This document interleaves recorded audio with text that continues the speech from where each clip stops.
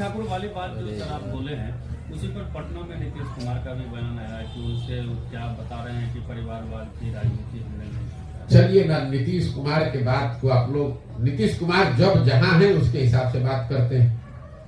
जब भाजपा के साइड जाना होगा तो परिवारवाद दिखने लगेगा, जब भाजपा को छोड़कर लालू जी के साथ जाना होगा तो उनको संप्रदायवाद दिखने लगता है। आपको लगता है नीतीश कुमार फिर से पलटी मारेंगे? किसी को नहीं मालूम है, नीतीश कुमार को स्वयं को नहीं मालूम है कि वो कहाँ रहेंगे। जो आदमी अपने जीवन के अंतिम दौर में पहुंच गया है, वो सामाजिक राजनीतिक हर नजरिए से नीतीश कुमार का ये अंतिम दौर चल रहा है। अब अपना छटपटाहट में कभी दाएं कभी बाएं कर रहे हैं, उससे कुछ होने वाला नहीं है। अभी चुनाव होगा, नीतीश कुमार को उनकी राजनीतिक औकात बिहार की जनता दिखा देगी।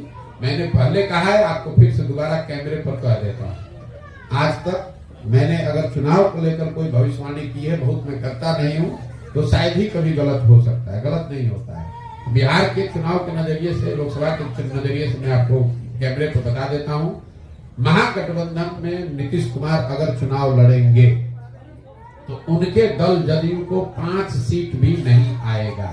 और ये 2 महीने से हम बात कह रहे हैं, और उनके दल वाले भी समझ रहे हैं कि अगर प्रशांत किशोर कह रहा है तो 5 सीट नहीं आएगा।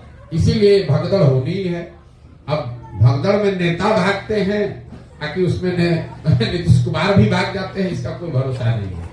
उनको वो घबराहट बिल्कुल स्वाभाविक है, उनको दिख रही है, ऊपर से कुछ नहीं कहें। जनता ने उनका साथ छोड़ दिया है। आप लोग खुद पत्रकार हैं, आपको मालूम है जदयू को कौन वोट देगा? कोई वोट देने वाला नहीं बचा हुआ है। तो लोकसभा से पहले अपना हाथ पांव मार के फिर कोई रास्ता निकालने का कोशिश कर रहे होंगे। लेकिन अगर लोकसभा से पहले नहीं भी गए तो ये आप लिख के रखिए कि लोकसभा के बाद तो उनको आज की स्थिति जो है, तो स्थिति बदलेगी ही बदलेगी। ये जो महागठबंधन की सरकार चले, और ये हम 1-1.5 साल से कह रहे हैं, ये जो व्यवस्था है तो बहुत चलेगा तो लोकसभा तक चलेगा। लोकसभा में लोग हारेगा, फिर भागना तोड़ना शुरू हो जाएगा।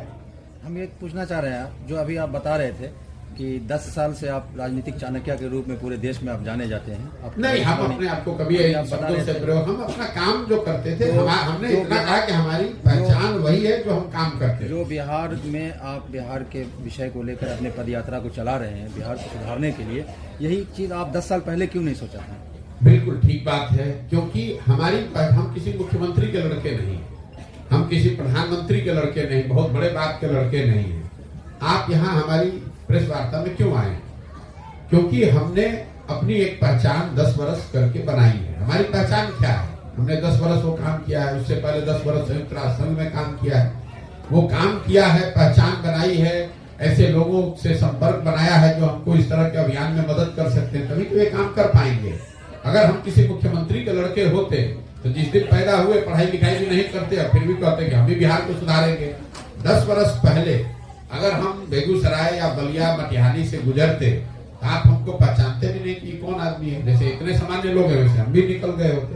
तो हम अपना काम करके, अपनी विद्वता, अपनी समझ से जब हमने पहचान बनाई है, जब काबिलियत को क्षमता बनाई है, तभी तो आकर ये करेंगे। अब आपका कहना 10 वर्ष पहले काहे नहीं किए? 10 वर्ष पहले हमारी क्षमता नहीं थी इसलिए नहीं किए, आज क्षमता है इसलिए कर रहे हैं।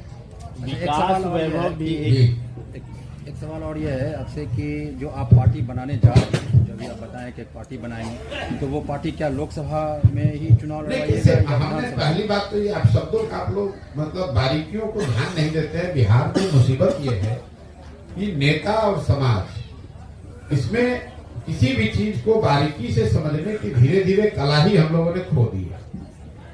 हमने ये कहा कि हम पार्टी बनाएंगे, हमने कहा कि इस अभियान का लक्ष्य है कि पार्टी बनाया जाए, और पार्टी बिहार के लोग बनाएंगे। जब वो लोग मिलकर दल बनाएंगे तो वो तय करेंगे कि ये पार्टी का नाम क्या होगा, इसका संविधान क्या होगा, इसका नेता क्या होगा। पार्टी कब बनेगी? जब पदयात्रा पूरी हो जाएगी। अभी तो हम आधा बिहार चले, आधा बाकी है। अभी जब बिहार में पदयात्रा पूरी कर ले तभी तो पार्टी बनेगा। लोकसभा का चुनाव तो अभी 2 महीने के बाद है, तो लोकसभा के चुनाव से पहले जब दल है ही नहीं तो चुनाव लड़ेंगे कैसे? ये कह रहे थे इंडियाई जो गठबंधन में जो भगदड़ मच गया है, कल ममता दीदी छोड़ दी हैं, पंजाब में भी वहाँ घोषणा हो गया कि अकेले लड़ेंगे आप पार्टी, इस पर आपका क्या राय है? मेरी राय क्या होगी? हम आज से नहीं, जब से इंडिया गठबंधन बना है तब से देश विदेश के पत्रकार आते हैं, पूछते हैं कि आपका क्या मत है। मेरा मत जो पहले था वो अभी भी है। इस तरह के गठबंधन जिस तरह जो बनाए जाते हैं, जिसमें नेता लोग बैठ के चाय पिया, एक प्रेस कॉन्फ्रेंस किया और एक इंटेंट जारी किया कि हम लोग सब साथ में हैं, इससे जमीनी हकीकत पर, राजनीतिक सामाजिक स्थिति पर बहुत फर्क नहीं पड़ता है। जब तक आपके पास कोई नैरेटिव नहीं है, कोई मुद्दा नहीं है, कोई चेहरा नहीं है, काम करने का संगठन नहीं है, संसाधन नहीं है, तब तक सिर्फ नेताओं के साथ में बैठकर किसी गठबंधन के बना लेने से जमीन पर क्या असर पड़ेगा। और जब आप इस तरह का कोई प्रयास करेंगे, उसका असर लोगों को दिखेगा नहीं, तो फिर भगदड़ या उसमें थोड़ी बहुत गिरावट आना स्वाभाविक है। आज आए या चुनाव के रिजल्ट के बाद आए। जब मान लिए इंडिया गठबंधन बना आज से 6-7 महीना पहले, पटना से ही पटना में उसकी पहली बैठक हुई, तो यहाँ के पत्रकारों ने इतनी घोषणा, इतनी बड़ी बड़ी बात, जब बन गया अब इसमें नीतीश कुमार प्रधानमंत्री के चेहरा बन गए, कुछ हुआ आज तक? कुछ नहीं हुआ। सच्चाई यह है कि इंडिया गठबंधन का आज तक एक पब्लिक मीटिंग भी नहीं हो पाया है। आज तक 7 महीने में एक पब्लिक मीटिंग भी आप नहीं कर सके, और आप सोच रहे हैं कि पूरा देश आपके साथ खड़ा हो जाएगा। कैसे संभव है? ये तो कागजी खाना पूर्ति है। तो स्वाभाविक है जैसे जैसे चुनाव नजदीक आएगा उसकी सच्चाई लोगों को और दिखेगी। बिहार में सर कुछ हर 10 साल 15 साल पर एक नए विचार का उद्भव हो जाता है। कब हुआ था? पिछला 15 साल पहले। 15 साल पहले जातिवाद का एक उद्भव हुआ था, और उसके बाद अब आप लोग 15 साल के पहले नहीं, सवाल गलत सवाल नहीं, गलत सवाल नहीं, सवाल पूरा होने दीजिए। 15 साल पहले जाति का उद्भव हुआ। हमको तो लगता है कि मंडल 1989-90 में आया था, तो 32 वर्ष हो गया। 15 साल पहले यहाँ पर कौन नया विचारधारा? 15 साल के पहले का विचारधारा ये है कि माय समीकरण लाया गया। 15 साल पहले की बात। ये कहाँ से आप लोग सब रिसर्च करते हैं? रिसर्च नहीं है सर, ये सच्चाई है। आप बिहार से जुड़े हुए लोग हैं। अच्छा।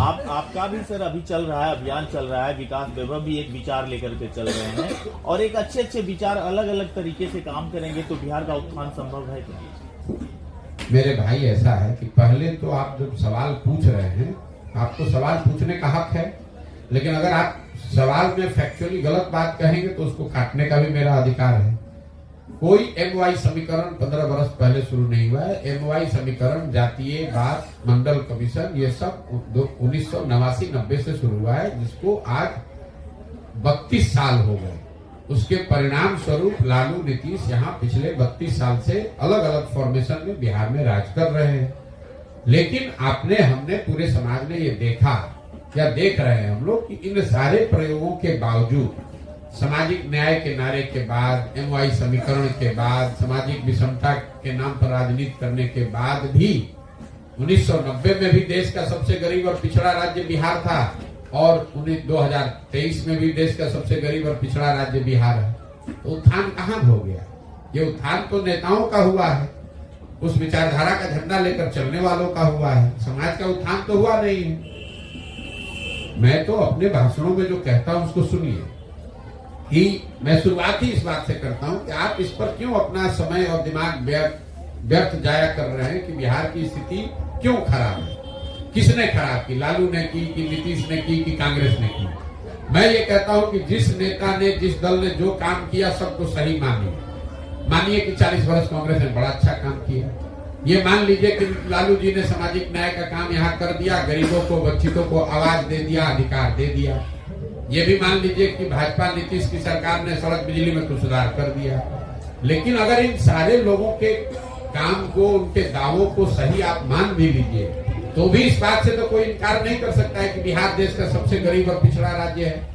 इस बात से तो कोई इनकार नहीं कर सकता है कि सबसे ज्यादा 2 करोड़ बिहार के बच्चे ही पलायन कर रहे हैं। पहले पंजाब हरियाणा जाते थे और गुजरात तमिलनाडु जा रहे हैं, फर्क तो कुछ पड़ा नहीं है। ये इससे तो कोई इनकार नहीं कर सकता है कि बिहार में शिक्षा व्यवस्था जो 1990 में थी उससे ज्यादा ही खराब स्थिति में आज है। तो आपके बच्चों की शिक्षा की स्थिति सुधरी नहीं, रोजगार की स्थिति सुधरी नहीं, यहाँ इंफ्रास्ट्रक्चर सुधरा नहीं, नई फैक्ट्रियां लगी नहीं, लोगों की आय बढ़ी नहीं, कृषि में कोई आमूलचूल सुधार दिखा नहीं। तो आप चाहे जिस नेता का, जिस झंडा का, जिस विचारधारा का भी प्रचार कर लीजिए, बिहार में तो सुधार हुआ नहीं है। तो समाज को इस बात को संज्ञान लेना पड़ेगा और समाज को उसको सुधारने के लिए नए प्रयास करने होंगे। क्या बिहार में जो ये नया दल बनेगा, आने वाले दिनों में जो नया दल बनेगा, नया दल बनने के बाद क्या वो पॉलिटिकल किसी अलग पार्टी से जुड़ेगी या फिर ये अपने पार्टी? बिल्कुल नहीं। जो जन स्वराज की परिकल्पना है, इसमें जब ये दल बनेगा तो 243 सीटों पर ये दल चुनाव लड़ेगा। 242 नहीं 243 सीट पर ही चुनाव लड़ेगा। किसी तरह के कोई गठबंधन आर्थिक, सामाजिक, वैचारिक आधार पर संभव ही नहीं है। अगर वो करना होता तो इतनी मेहनत क्यों कर रहे होते? जी बोलिए। ठीक है भैया।